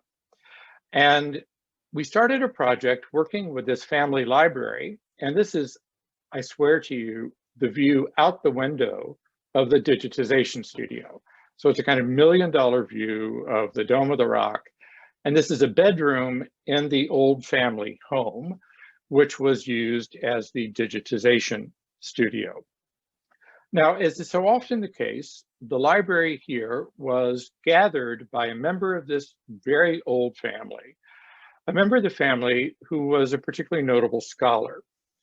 In this case, this is the personal collection of a member of the family who was active in the 18th century.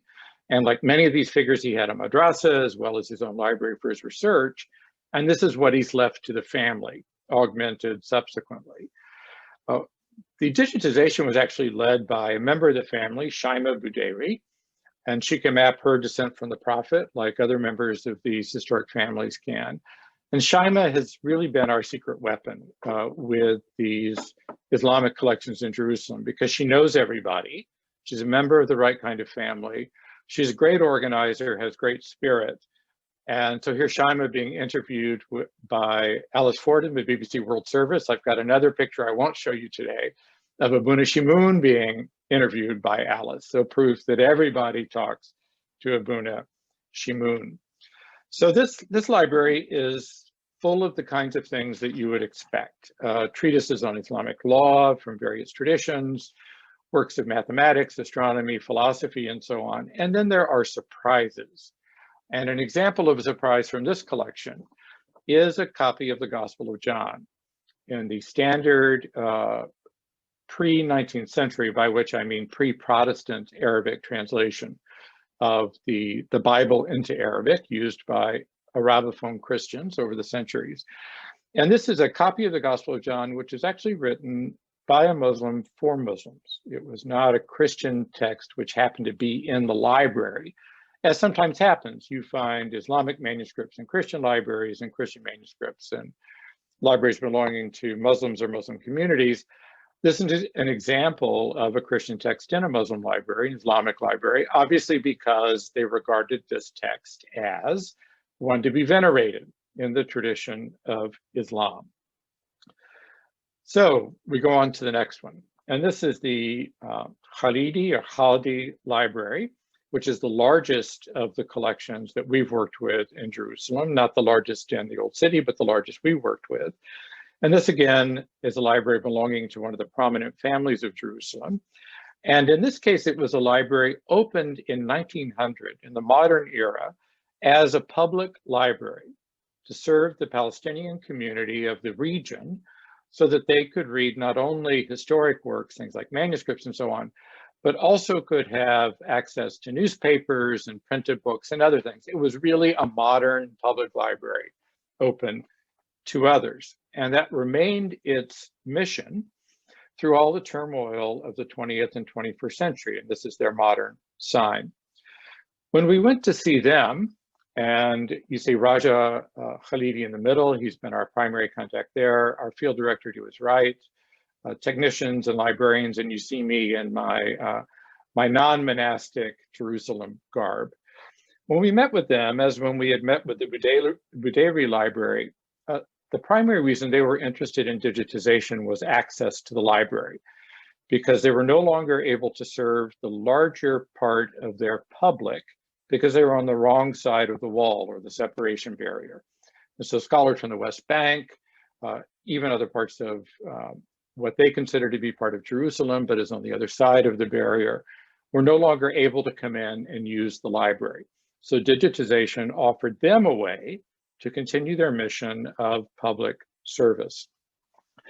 This collection is particularly rich and has recently been put entirely online with fresh cataloging by Josh, working with previous materials. And I'm just going to show you a couple examples of what's in here. This is the oldest manuscript in the collection, and it, so far at least, is the oldest dated manuscript among Islamic material that we have digitized with our partners. This is a manuscript of the 11th century of the Common Era, so 418 of the Hijri.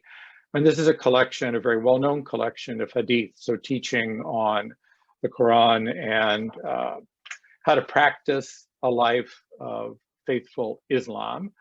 And you can see it's an example of the incredible stability of Arabic script over the centuries.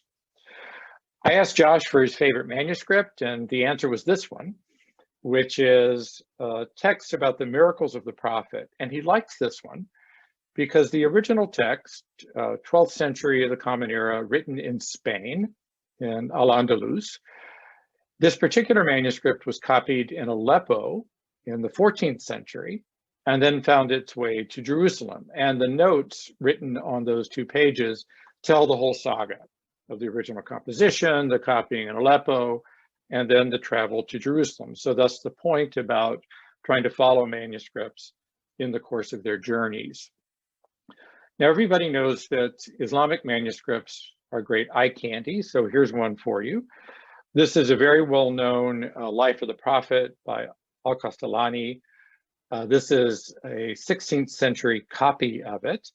We have many, many copies of this text from various libraries that we've worked to digitize, both collections primarily of Islamic material, as well as Christian libraries of Arabic-speaking Christians who have a copy of this because it's such a well-known work. And there you see an example of one of these magnificent carpet pages.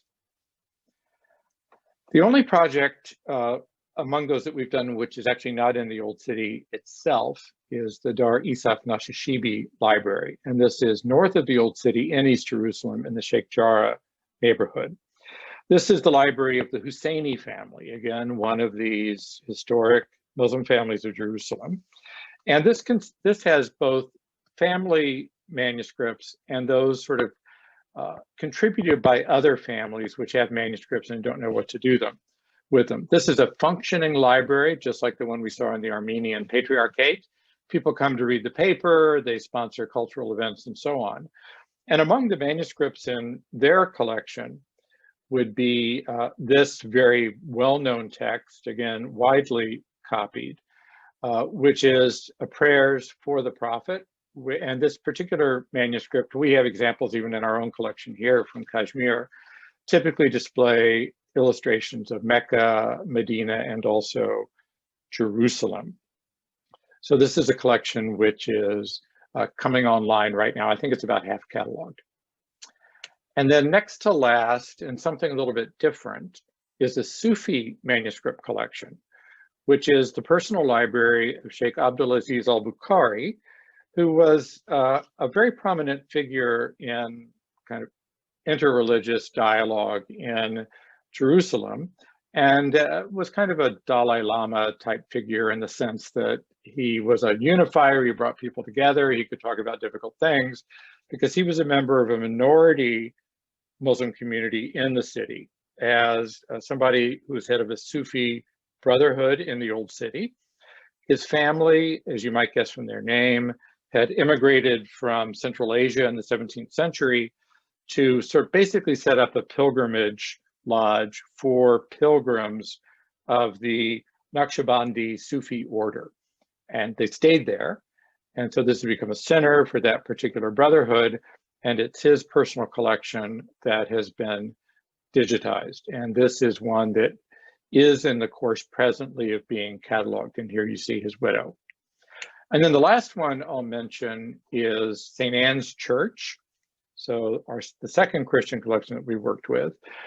Anybody who's been to Jerusalem has probably been there because it's such an architectural monument, a magnificent 12th century Crusader church, which then became a madrasa after the reconquest of Jerusalem.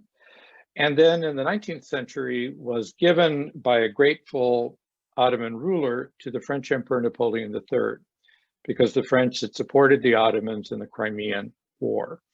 It was restored, and then it was given to a French religious order known as the Missionaries of Africa, or the White Fathers, because they wear a white habit. And they ran a Greek Catholic seminary there until 1946, when just obviously the political situation made that increasingly difficult. The old city became a dangerous place to be, and then they transferred the seminary elsewhere, but the manuscripts remained behind. This is a very, very interesting collection, largely Christian Arabic, because that was the language of the community whose manuscripts were, or the language of the community whose students were attending the seminary, worshiping in Arabic, although of Byzantine origin. So their liturgy was the same as Byzantine Christians in Greece or Russia or elsewhere. And so among their treasures is an example of something particularly interesting to me, which is a 12th century liturgical roll. Because often liturgical texts used in the Byzantine liturgy, it's a Greek roll, were not put in codex form like we're used to, but were in rolls, so that you didn't have that awkward moment that many of us who preside at the liturgy have, which is the page turn. And you turn 2 pages, as in fact our abbot did yesterday at Mass on the anniversary of the dedication of our Abbey Church. So you just keep sort of moving it along, and you can follow the liturgical text all the way through. And this is also a collection which is in the process of being put online. Actually, they're all online, but they have minimal cataloging. Cataloging is always lagging behind taking the photographs and even putting them online. And then the last one, which is another example of what happens in Jerusalem, but doesn't stay in Jerusalem. And this is a manuscript digitized in Buzumar, Lebanon. It's an Armenian library. And it so often happens with manuscripts, they reuse older manuscripts as fly leaves. So they recycle, they don't throw it away. And so this is an example of an Armenian manuscript copied in Jerusalem in the 17th century.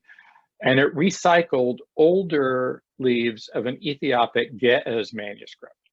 So another community in Jerusalem. Now, how the Armenians got an Ethiopian manuscript, who knows? There are many other examples in our collections, particularly from Istanbul, of examples of other communities whose manuscripts are recycled. And in some cases, you can figure out what may have happened. So to bring this to a close, just what happens to the manuscripts after they're digitized. Of course, the manuscripts remain in place. Nothing replaces the original manuscript. Back to the earlier point about the hidden library, the digital does not replace the original, but it can help you study. So this is our campus, idyllic in the Minnesota summer, as you see it here. We have the university, the monastery, and so on. And this is appropriate because we have snow outside, the winter view of what it looks like in the aerial view right now. And we actually have had 2 snowfalls in the past week, to our chagrin. So Nancy mentioned that everything goes online. Here's our site. The URL will go up on the screen in just a moment. And this is how you can access the material through our online presentation. And then you can see here the various other resources we've got there for manuscript study. So please check it out. And finally, I have to show here, as I always do, a shout out to our sponsors. We are not for profit like any similar project, and it's thanks to foundations like this that we're able to do what we do. People who do understand and appreciate the humanities and have made our work possible. So finally, here are the URLs. Check out himmel.org, vhimmel.org, and you can have access to all sorts of fun things that I hope you'll enjoy. And so with that, I will stop sharing my screen and thank you for your attention. Thank you so much, Columba. So now we're going to let the panelists, if they wish, talk to each other for a little bit, and then I will moderate the questions from the chat. And of course, I want to thank you all. I'll say that many times because for me, this is, it's like a kid in a candy shop. Any archival historian, this is like being like a kid in a candy shop. So if you have any questions you'd like to cross-fertilize each other with, please do. And if not, if I notice the silence, I will then jump in. So you can unmute yourself, or Karen, you can unmute them. Yeah. I'll just say it's very clear we all have to meet in Jerusalem sometime, because I think we have hours, if not days, of stories that we could share about our experiences in these different libraries, ones that we may have seen, that others have seen, and others that you may have had access to that I've not. So let's hope that that happens someday. Absolutely. I have a question to Father Columba. Fascinating project. I've been following the Hamel and your work. It's just unbelievable, really. I mean, with the current violence in different parts of the world, you know, Timbuktu, etc. It's amazing. Have you, and I know you have, but I'm going to ask the question, have you met any resistance from certain religious groups, Christian or others, in terms of giving their treasure to a digital version? I think you know the answer to that. And then the other question is that why others really submit positively, saying that this is part of the general knowledge and we should really be in this digital age. I think a lot of communities have very good reason to be mistrustful. History suggests all sorts of reasons why they may be. Manuscripts, particularly in some traditions, are really understood to be holy objects. Yeah. So it's a kind of sacramental representation of the identity of that community. And so sharing it with others is a real exercise of trust. And it takes time to build that. I think sometimes particular places, communities, or libraries feel confident they can do the work themselves. So why have outsiders do it? And then they confront the reality of the fact that it's a lot more complicated. Taking a picture is easy. Archiving, online access, all of that kind of thing. And in my view, while it's great to take the photos to have a backup, access is critical. And I think particularly when communities are threatened themselves, so not just manuscripts threatened, but you know, communities threaten themselves because they're feeling squeezed, as is the case of Christians in Jerusalem and other parts of the Middle East. I think this is great PR and consciousness raising about communities and help scholars tell their stories. So. Because I think some of them do believe that, which is I don't agree at all, is that digitization means losing the value and the importance of that manuscript that should be in the sacred place and no one is able to access. I mean, how are you contributing in that case if no one is able to access it? You know? Yeah, I agree. As one of our partners in Iraq, now Archbishop Najib Mikhail, a real hero of mine, once said, a manuscript that isn't read is a dead manuscript. Yeah. It may be beautiful, but it's dead. And so it's not living and therefore able to represent a living community unless people are able to read it. And the more people who read it, the more alive it is.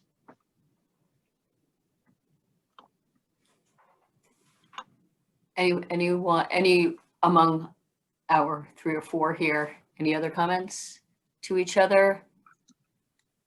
I think, if I don't mind, if one of you could just say, I think some of our audience may not actually know what Syriac is, so it might be helpful to just clarify, you know, whose textual tradition this is and why it's so important. If so, I don't care who does it, but one of you, please. So, I mean, I use Syriac in my work, so I can say what Syriac is. Syriac is really just a Christian dialect of Aramaic. And of course, Aramaic is familiar to Jews, but you need to realize Aramaic was the lingua franca of the entire Near East at one time. It wasn't just used by Jews, as indeed it was like other communities. So this is a particular dialect of Aramaic, written in a distinctive script and used by this ancient Mesopotamian Christian tradition. Right, but Syriac, just to be clear, Aramaic is written in quote unquote Hebrew script, but Syriac is already now a dialectical form or a dialect form with a new script. So it would be inaccessible if you know the Aramaic quote vernacular, you might not be able to read Syriac. Is that right? Yeah, if you learn the script, it's super easy. No, of course. Yeah. That's true of any, I mean, That's right. paleography is hard, but once you get it, you get it. Yeah. Anyone who works on the 18th century, myself, you learn someone's handwriting, you can do it, but it requires that leap from one paleographic tradition to another. Great. Ben or Bedros, anything else you might want to interpose to one another? If not, I'd just like, as a footnote to this question of accessibility, living manuscripts and otherwise, that I think that part of the answer also has to do, just to elaborate slightly, has to do with the fact of the symbiosis of the sacred and the secret, the sacred and the esoteric, which is unique to some traditions in the Middle East, and which is in stark contrast to, let's say, the Western idea of democratization of knowledge. This brings us back to the opening of this symbolism of a closed gate, right? That some gates and some portals in Jerusalem are closed precisely because of the sacred nature of some of these texts. Father Colamba mentioned the notion of veneration. And in the Armenian treasury, for example, some texts do not exist to be read. They exist as treasures, right? They are paraded around once a year as treasures, as objects to be venerated. And this reminds me actually of a contemporary midrash that the philosopher Emmanuel Levinas elaborated on a Talmudic text, which speaks about how, of course, one is not supposed to touch a Torah scroll with one's bare hands. More than that, in the Talmudic text, the Torah scroll actually is a cause of impurity, just like touching a corpse, for example. And Levinas says this is an extremely puzzling thing, right? Why would the source of teaching and of wisdom itself make the hands of one who touches it with the bare hands impure? And one of the things he says is that precisely out of a sense of respect for the sacred, and there's a sense in which an unmediated a human attempt to grasp the sacred actually backfires in some sense, right? So this is very much in contrast with the open access notion that everyone, regardless of training and regardless of teaching, can have access to anything, right? I think Jerusalem libraries, among other libraries in the Middle East, teach something about the symbiosis of the esoteric and the sacred.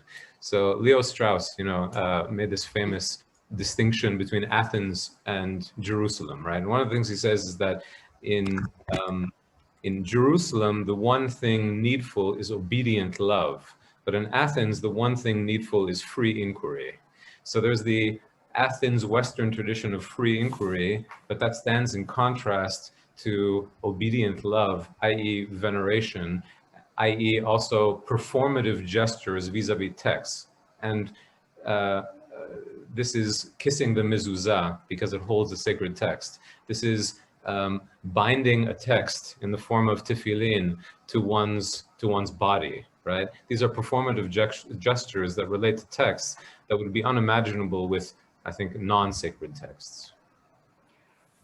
well, I think we could have a long conversation about originalism and constitutionalism in the American perspective. So even so-called non-sacred texts can be sacralized, right?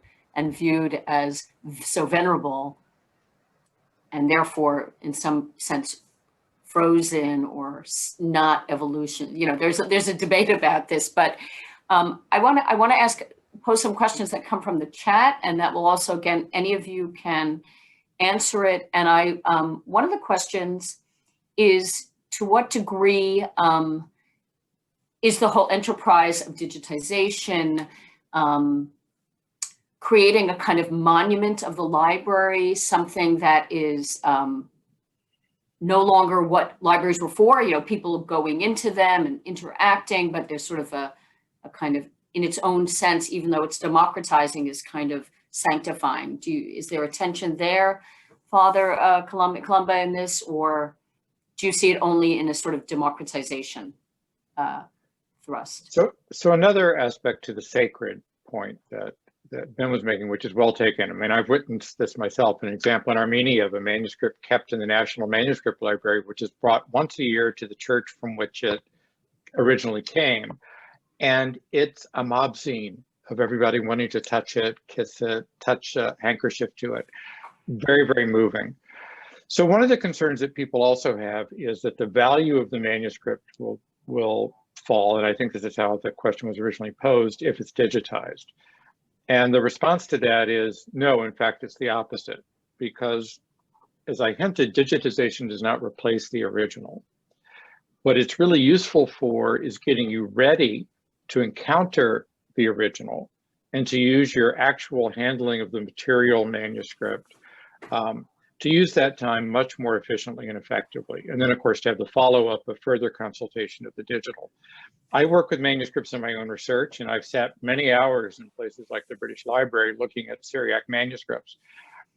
A digitized manuscript does not yield up all of its secrets. Yeah. But handling a material manuscript and being able to see the full three-dimensional aspect of it, details of the actual technique, of the assembly of the manuscript, and so on, is a far richer experience.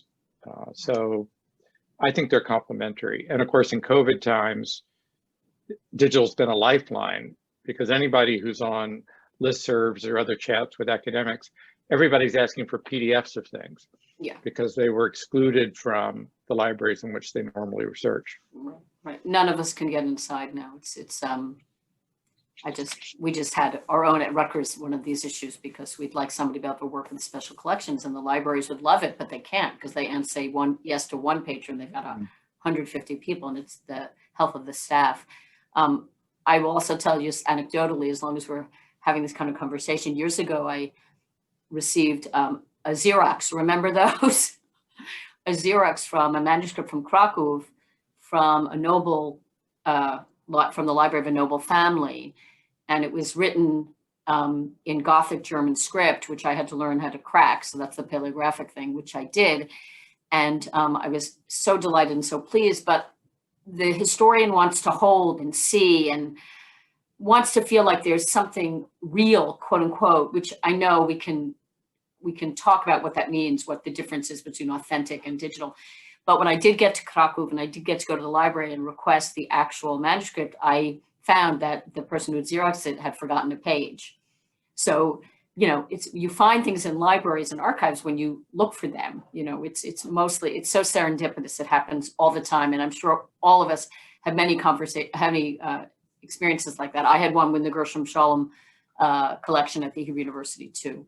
So there is something about the material object that still speaks to us, but there's no doubt that digitization allows, I'm even thinking of our audience today. I'm sure many, many people on this call, or whatever we're doing, Zoom room, have never seen Syriac, or don't know about what the Armenian language or manuscript looks like, or don't have a sense of the role that the Khalidi archive, I know that the family archive plays, and where it's located in Jerusalem. And this is, as you said, cheek and jowl. Everyone's right on top of each other.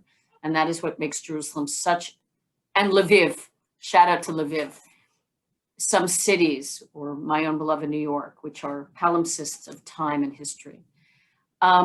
Let's see, another sort of just straightforward question from the chat, but I think this is so useful for people. What percentage, what are the percentages now, perhaps Bedros, you can tell us about Armenians in Jerusalem, and to what degree are they all Armenian Christian, or some, what do we know about other, Armenians that are not Christian in Jerusalem, if so?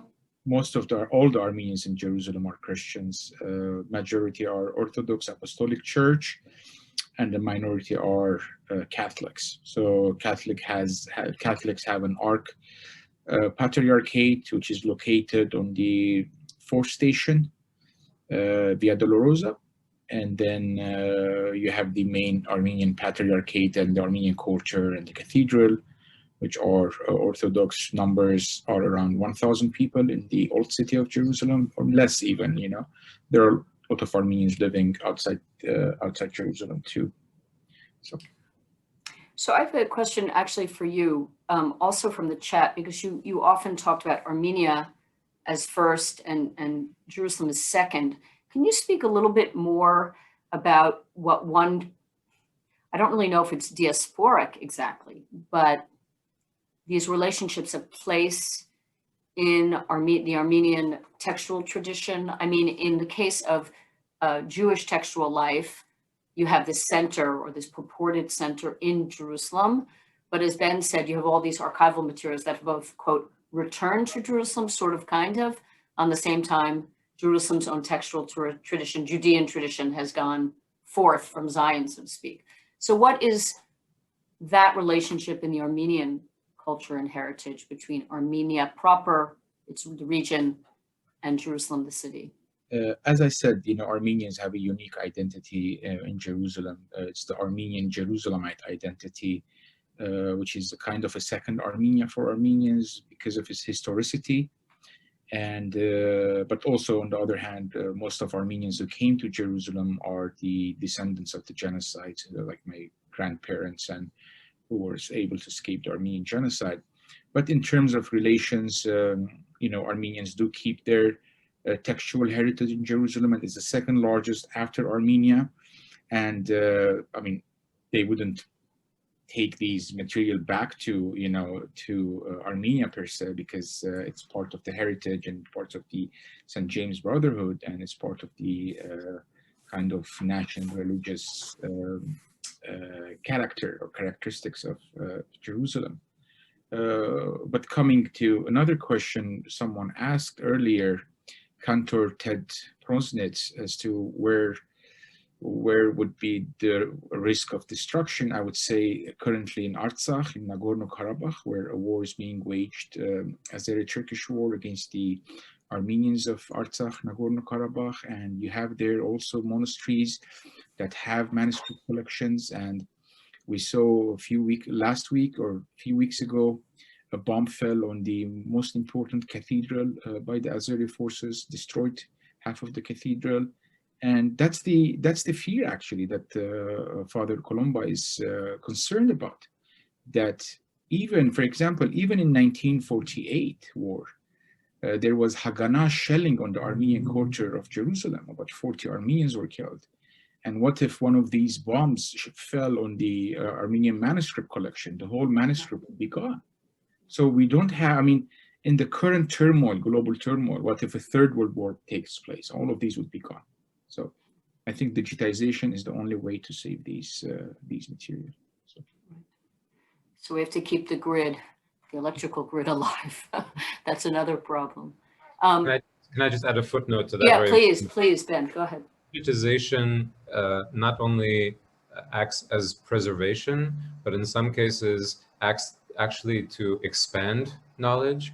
And one example is Merav and I got to see another library of the, so to speak, Dead Sea Scrolls in the laboratory, where they're being photographed with 14 different wavelengths by the most sophisticated camera in the country, which has been revealing previously illegible lines of text. And it's and in this basement of the Israel Museum, where they're kept and where they're photographed fragment by fragment, we saw live examples of texts, for example, that were illegible until this year. You know, it's quite amazing. So digitization preserves what exists, but at the same time has within it the potential also to actually expand our knowledge and to render the illegible now legible. Now, Benjamin, you have also manuscripts that the pages are attached, and there's new forensic kind of analysis of reading through the pages. You know, that's the latest digital kind of you know, And one example was shown to us in that room of Dead Sea Scrolls, where there was an amulet that Yeah. is in a scroll form, which was far too brittle to unscroll. Right. And there's now a 3D imaging which renders that legible for the first time. The other, just to add to this, because, and this also speaks to the sort of the commercial aspect, you know, certain holders of manuscripts knew they were valuable, and so they broke them into pieces and spread them around the world. And so you have scholars who are working on fragments, literal fragments, and they don't have the second half, or they don't have the, and through digitization and cooperation, you can piece together the torn manuscript fabric. And, you know, I know that particularly scholars working on the Geniza, the Cairo Geniza materials from the old synagogue in Fostat, which, you know, once the light shone on it, you can imagine, right? It just, you had, you know, just pieces of manuscript. And now with digitization through, you know, Cambridge and Princeton and the Jewish Theological Center, you can sort of piece back together whole texts that weren't possible before. So no, it's quite extraordinary. I think it still feels, for many of us who are in this transitional generation, I don't think younger scholars in their 20s, these millennials, will feel the same sense of loss, which I think just comes with progress. Like I think of, you know, with the printing press, those of us who study the Enlightenment, you know, the printing press was this great possibility of democratization of knowledge. But if you were a medieval scribe, not only did you see your livelihood go down the drain, but you thought, but it's not authentic, right, to print so many books. The scribal tradition was what's valued. So there's always a poignancy, I think, with you know, revolutions in knowledge, which is what digitization is, but it's obviously has so many benefits. I'm trying to think if there's another question from the chat. I really welcome anyone out there. If you don't be shy. Trying to think. Any, has there been responses? I'm just curious with your, Ben, to your book. Were you able to share it with your sources, and how did they feel about it? Do you have any sense of that? Yeah, so far the responses have been positive. I'll share just the last slide that I didn't share before, if I may. Sweet. This is our presentation of the book to the Greek Orthodox Patriarch Theophilus of Jerusalem. It took us a long negotiation to get access to the Greek Orthodox manuscript library, to see some of their most precious palimpsests, and to see the manuscripts that they had brought from the Mar Saba monastery to Jerusalem. And this speaks also to the point of rivalry, because this is, at this very moment, Meirav and I wanted to thank him, because initially he said, no, you will have no access to the manuscript library. And when we asked why, his initial response was to say, because of Uspensky.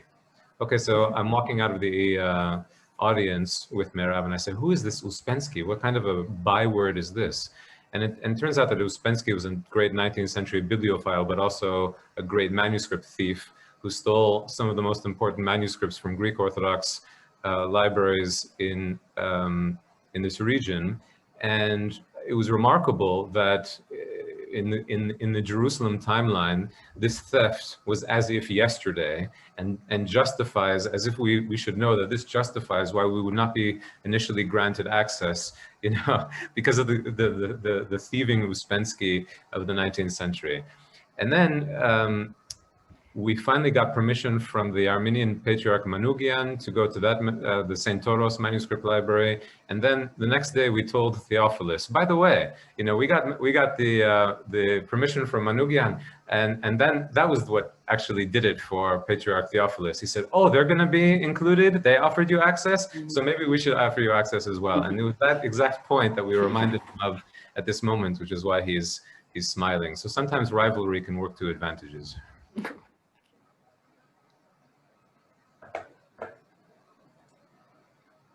Great.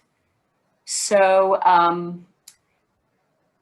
we're getting a lot of thank yous in the chat right now. So I think if we don't have any other questions, I will add my thanks once again to our panelists. I want you, Ben, the book is available. I personally don't like to send people to a certain global website. Is there an independent bookstore or other site you might suggest, Ben, where people could get your book? Well, I happen to love a Jerusalem bookstore called Adarabba, which ships, everywhere. Oh, great. No, Adarabba is great. Independent bookstore in Jerusalem, but otherwise it's available all over the place. It's all over. Okay, so great. And please, everyone, check our website. You'll see links, as I said, to Professor Dermatosian's work and also to Father Columba's work and also to various videos. And finally, I want to remind everyone who's on the call that the 21st annual Rutgers Jewish Film Festival, which of course this year is virtual, will run from November 8th to 22nd with lots and lots of talkbacks by directors, screenwriters, actors, and academicians. And the tickets are on sale now. So please check our website for that. And the last public program of the season is going to be a book launch for my colleague Michal Rauscher. Her book is called Conceiving Authority, and it will be in December on the ways in which ultra-Orthodox Jewish women in Jerusalem understand pregnancy and the embodied ethics of their decision-making. So I welcome you to that as well. So I want to thank Ben, a good night to Ben, and a good afternoon to Bedros Dermatosian and Columbus Stewart for an absolutely wonderful program, so dear to my heart. And so you've opened up many doorways for our audience. Thank you so much. Thank you for bringing us together. Great. It's fun.